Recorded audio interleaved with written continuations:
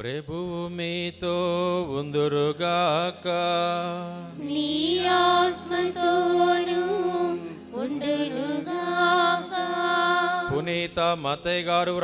పునీత యోహాను గారు రాసిన సువిశేషంలోని భాగము. ప్రభువా నీకు మహిమ కలుగునుగాక. 12వ అధ్యాయము 1 నుండి 11 వచనములు. పాస్కా పండుగకు 6 రోజులు ముందుగా యేసు బెతానియాకు వచ్చెను. అది మృతులలో నుండి లేపబడిన లాజరు స్వగ్రామము. అక్కడ యేసుకు విందు చేయబడెను. మార్తమ్మ పరిచర్యలు చేసెను. లాజరు పంక్తిలో కూర్చుండెను.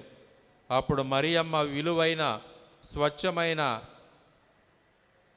జటామంసి పరిమళ ద్రవ్యమును షేరున్నర తెచ్చి యేసు పాదములను అభిషేకించి తన వెంట్రుకలతో తుడిచెను.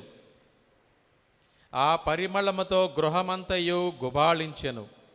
అంతటా ఆయన శిష్యులలో ఒకడు, ఆయనను పట్టింపనున్న యోధా ఇస్కారియోతు, ఈ పరిమళ తైలము 300 దినారములకు అమ్మి బీదలకు ఇయ్యకూడదా అనెను. అతడు పేదల పట్ల జాలితో అట్లా అనలేదు. ఏలైనా వాడు దొంగ, తన యొద్దనున్న డబ్బుల సంచి నుండి దొంగిలించుచుండును.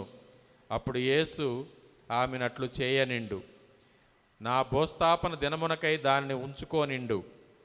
పేదలు ఎల్లప్పుడూ మీతో ఉందురు, కానీ నేను ఎల్లప్పుడూ మీతో ఉండను అనెను. యేసు అక్కడ ఉన్నాడని యోధా జనసమూహము తెలుసుకొని వారు యేసునే కాదు, ఆయనచే మృతులలోని లేపబడిన లాజరును కూడా చూచుటకు వచ్చిరి. అందువలన ప్రధాన అర్చకులు లాజరును కూడా చంపుటకు కుట్ర చేసిరి. ఏలైనా అతని మూలమున యూదులలో పలువురు తమ వారిని విడనాడి యేసును విశ్వసించిరి. ఇది క్రీస్తుని సువిశేషము. క్రీస్తువా మీకు స్తుతి కలుగునుగాక.